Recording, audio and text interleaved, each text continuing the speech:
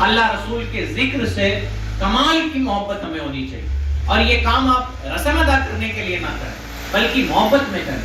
جب بندہ اللہ کی محبت میں نماز پڑھے گا نا تو اس کو کہنا نہیں پڑے گا نماز کے مسائل سیکھو, وہ خود بخود سیکھ لے گا, ہے نا. اسے تڑپ ہوگی کہ میں اپنے رب کی بارگاہ میں اور اچھے سے حاضر ہوں اور بہتر طریقے سے حاضر ہوں.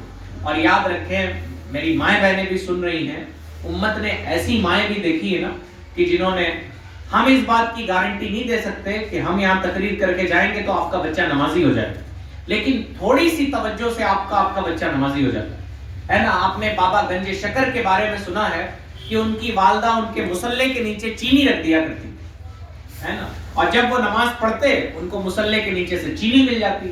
اور ماں کی محبت دیکھیں, قیامت تک جب بابا گنج شکر کا نام لیا جائے گا تو چینی کا نام ساتھ میں آتا ہے اور چینی سے بڑی محبت کرتے ہیں.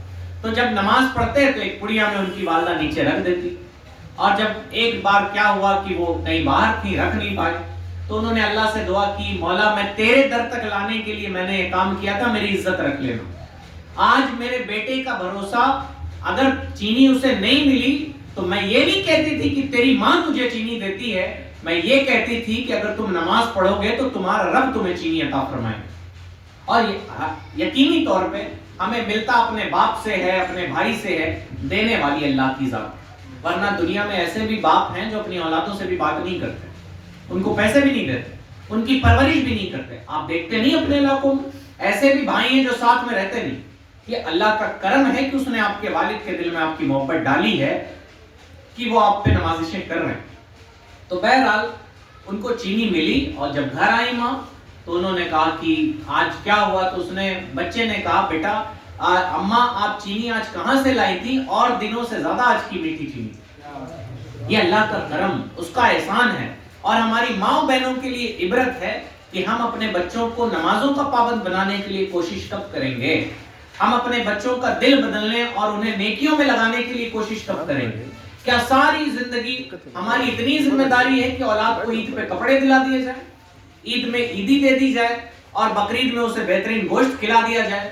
اس سے آگے بڑھ کے ہماری ذمہ داری ہے کہ ان کا رشتہ مصلے کے ساتھ مضبوط کیا جائے.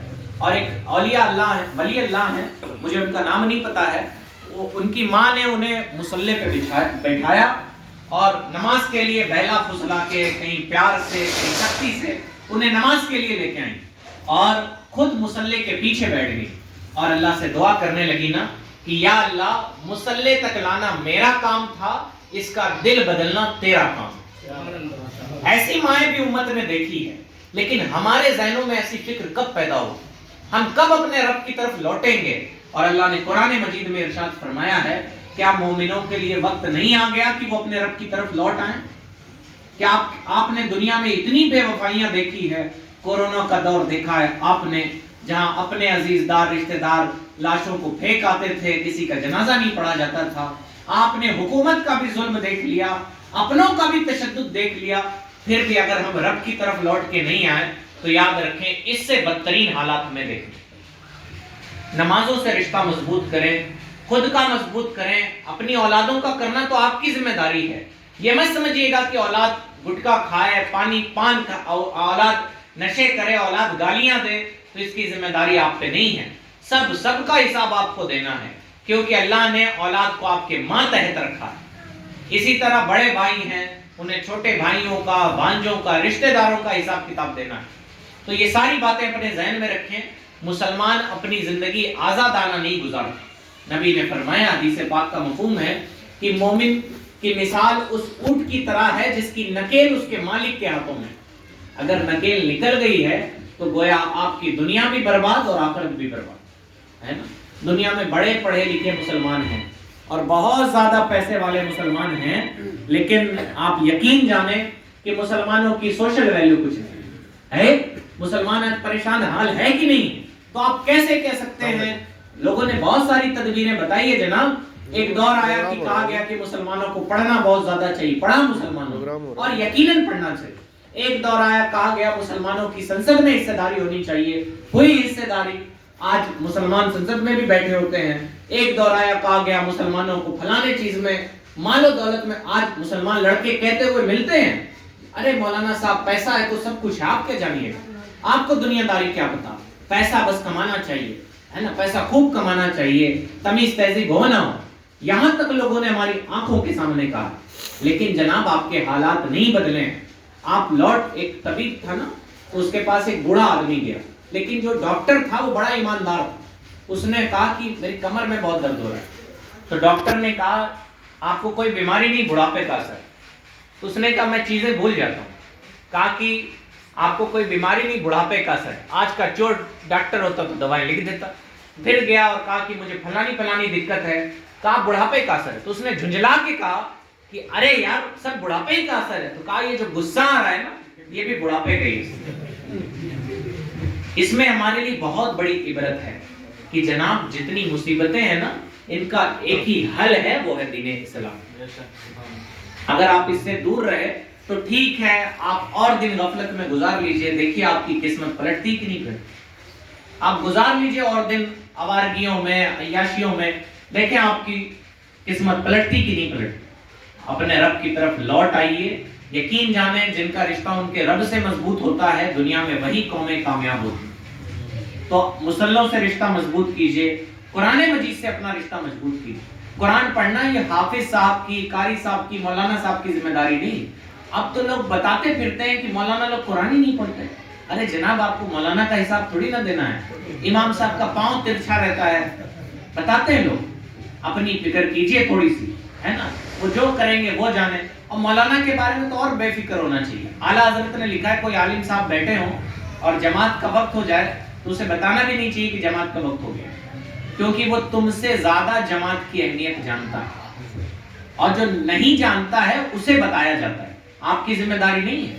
آپ کو یہ اتنا آپ کر سکتے ہیں کہ اس محفل سے اٹھیے، اٹھنے کی وجہ لوگ پوچھیں تو کہہ دیجئے نماز پڑھنے جا رہا ہوں، چلے جائیے نماز پڑھنے۔ تو تھوڑی توجہ اب ہوتا ہے نا، جب میلاد ہوتی ہے تو اماں ابا جب اٹھتے ہیں نا، بڑے لوگ گھر کے، تو اپنے بیٹے سے کہتے ہیں سنے ہو مولانا صاحب کا آتا ہے، اب سدھر جاؤ۔ جناب ایسا نہیں ہے، یہ ہمارے نبی کی سیرت نہیں، نبی نے کر کے دکھایا۔ اگر آپ نبی علیہ السلام چاہتے نا تو ان کے ساتھ سونے چاندی کے پہاڑ سلتے۔ نبی نے پیٹ پہ پتھر باندھے۔ ابھی آپ کو بھوک لگی ہو تو آپ 1 گھنٹہ محفل میں نہیں بیٹھیں گے، ہے نا، آپ اٹھ کے چلے جائیں گے اور کھا کے آئیں گے۔ نبی نے مصیبتیں اٹھائی ہیں، پریشانیاں برداشت کی ہیں اپنی امت کی خاطر، اور کر کے دکھایا نبی علیہ السلام نے۔ اتنی نمازیں پڑھی، آج تو امتیوں سے 5 وقت کی نمازیں نہیں پڑھی جاتی۔ نبی نے اتنی راتوں میں عبادت کی ہے کہ نبی کے پاؤں مبارک سوج جاتے۔ آپ نے قرآن پڑھا ہی نہیں پیارے۔ اللہ نے قرآن مجید میں کہا ہے قم اللیل الا قلیلا، اے محبوب آپ رات میں تھوڑا قیام کیا کیجیے۔ اتنی عبادت کی ہے کہ اللہ نے وحی نازل فرمائی، محبوب آپ ساری رات مت کھڑا رہا کیجیے، آپ کے پاؤں میں تکلیف ہو جائے۔ اتنی عبادت کی ہے نبی علیہ السلام نے، اتنی مشقتیں دین اسلام کے راہ میں اٹھائی ہے نبی علیہ السلام نے۔ ہم آپ نے تو کبھی ایک پتھر بھی نہیں کھایا۔ تو بہرحال قرآن مجید سے بھی اپنا رشتہ مضبوط کریں۔ آپ ایک آدمی تھا نا، اس کے بارے مشہور تھا کہ بہت اچھا آدمی نہیں۔ جب وہ مر گیا تو کسی نے خواب دیکھا کہ جنت میں ٹہل رہا ہے۔ تو لوگوں نے پوچھا، اس کی بیوی سے جا کے کہا تیرا شوہر کون سا اچھا کام کرتا تھا جس کی وجہ سے وہ جنت میں ٹہل رہا؟ اور میں بتاؤں میری یہ شکایت ہے کہ عورتوں کی بنسبت مرد حضرات قرآن چھوتے بھی نہیں۔ ہماری گھر کی مائیں بہنیں تو قرآن پڑھ لیتی ہیں، ہمیں تو توفیق نہیں ہوتی کہ ہم قرآن لے کے بیٹھتے ہیں۔ چلیں آپ کو پڑھنا نہیں آتا ہے، میں اسی لیے بتا رہا ہوں کہ پڑھنا نہیں آتا ہے جنہیں وہ کیا کریں، پہلا کام تو وہ یہ کریں کہ پڑھنا سیکھ لیں۔ آپ کو آخرت میں سمجھ آئے گا کہ دنیا کی غفلت کتنی بھاری پڑے گی۔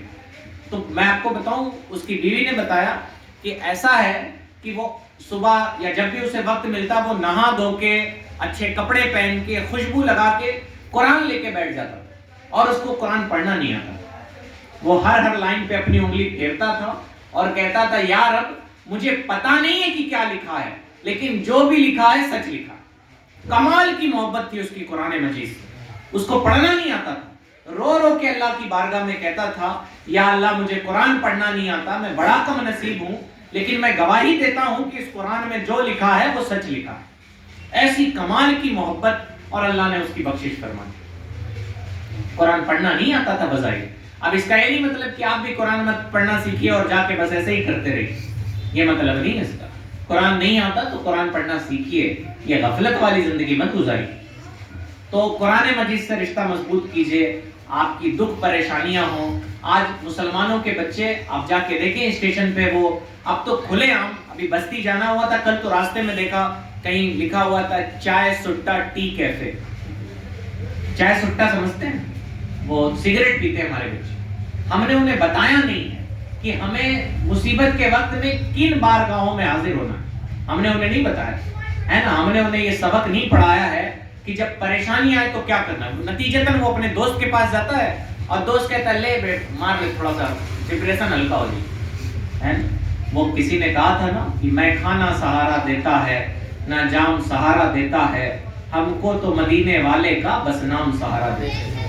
تو اپنی اولادوں کو یہ سبق پڑھائیے کہ جب مصیبت ہو پریشانی ہو تو اپنے نبی پہ درود پڑھو, پریشانیاں حل ہو جائیں. یہیں پہ ایک ڈاکٹر بیٹھتے ہیں جن کو چھیدی کے نام سے مشہور, میں نے ان کے وہاں ایک بچے کو دیکھا ہے کہ ان کے پیر کا ناخن اس کا نکلنا تھا, اچڑنا تھا, تو اس کے گھر والے کھڑے تھے سارے, ہم بھی موجود تھے. تو اس بچے کو کہا سن نہیں کریں گے, ایسے ہی تمہارا نکال دیں گے. اب تو وہ تو پریشان رونے لگا.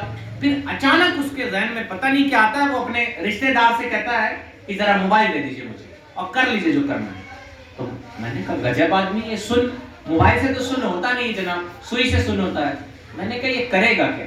اس نے پٹاخ سے مدینہ شریف کی فوٹو نکالی, اپنے سامنے رکھی, اور وہ وہی تصویر دیکھ رہا تھا, اس کا آپریشن ہو.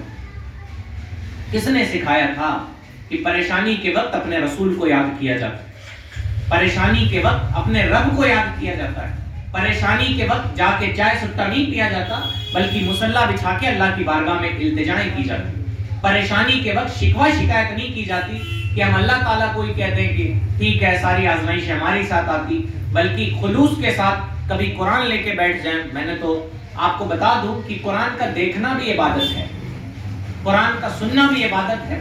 خود نہیں پڑھ سکتے, اپنی اولادوں سے پڑھ کے سنیے, ہے نا, اور محبت کے ساتھ سنیے. اور قرآن پڑھتے سنتے دیکھتے وقت انسان کے دل میں جو بھی جائز تمنا ہوتی ہے اللہ پوری فرما دیتا ہے. یہ قرآن کی برکت ہے. لیکن اب تو قرآن بھی صرف رمضان میں سنا جاتا ہے, وہ بھی عالمون تعلمون والا, سمجھ ہی نہیں آتا کہ امام صاحب کہہ کیا رہے ہیں کہ نہیں. ان کو بھی 4 جگہ پڑھانا ہوتا ہے, ان کے بھی اپنے مسائل ہیں. تو بہرحال قرآن کی بے حرمتی نہیں ہونی چاہیے, ہے نا. اور آپ کے حافظ صاحب قرآن کی بڑی خدمت کرتے ہیں, اور آپ کے حافظ آفتاب صاحب, تو ان کے لیے دعائیں بھی کیجئے کہ ایک گوشے میں بیٹھ کے بچوں کے سینوں میں قرآن محفوظ کرانا یہ بہت عظیم خدمت ہے. تو اللہ تعالیٰ ان لوگوں کو سلامت رکھے. تو قرآن سے رشتہ مضبوط کریں, نماز سے رشتہ مضبوط کریں, اپنے رب سے اپنا رشتہ مضبوط کریں, اور اپنے بچوں کے سینے میں یہ تعلیم دیں.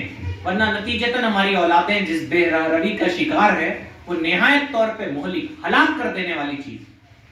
ٹھیک, تو عبادتوں سے تھوڑا رشتہ مضبوط رکھیں. لوگ ہم سے کہتے ہیں کہ حضرت تھک گئے ہیں کہہ کہہ کے بچے نماز نہیں پڑھتے, تو ان سے ہم ایک ہی جملہ کہتے ہیں, کہنا بند کر دیجیے, کرنا شروع کیجیے, ان کے سامنے کیجیے. جب بچہ دیکھے گا کہ میرا باپ روزانہ فجر میں اٹھ کے شدت کی ٹھنڈی میں نماز پڑھنے جاتا ہے تو مجھے بھی جانا چاہیے. جب بچہ دیکھے گا, اور اگر یہ بیڑا آپ اپنے اوپر اٹھا لیجئے تو کتنی پیاری بات ہے. اگر آپ کے والد فجر نہیں پڑھتے آپ خود پڑھیے, اور والد صاحب کو ادب کے ساتھ جگائیے, ان کا پیر دبا کے کہ ابو فجر کا وقت ہو گیا. اب یہ نہیں کہ فجر پڑھوے نہیں کرتے آپ, تان و تشنیع کرنے کا اختیار آپ کو نہیں ہے. آپ حاکم بننے کی کوشش مت کیجیے, بس دعوت دینا سیکھیے. جب اٹھیے تو اپنے بچے کو پیار سے اٹھائیے کہ بیٹا نماز پڑھ لو, ہے نا. اب تو اماں ابا بھی ایسے ہے پڑھ کھانا نہیں ملے. تھوڑا بچوں کو سکھائیے کہ بیٹا یہ وہ در ہے جہاں پہنچنا بہت ضروری ہے, اور ہمیں ان لوگوں کی طرح نہیں بننا ہے جو اللہ کو بھول بیٹھے.